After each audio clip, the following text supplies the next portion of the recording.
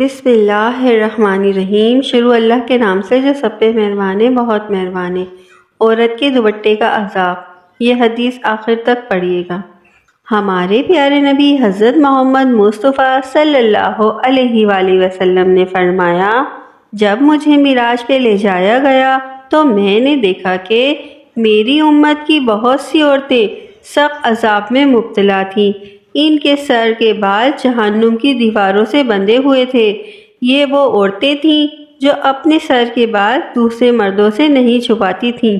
قیامت کے دن جب پردے کا سوال کیا جائے گا تو ایک عورت 4 جنتی مردوں کو دوزخ میں لے کر جائے گی۔ نمبر 1 باپ، نمبر 2 بھائی، نمبر 3 شوہر، نمبر 4 بیٹا۔ آپ کے پاس یہ پیغام ایک امانت ہے۔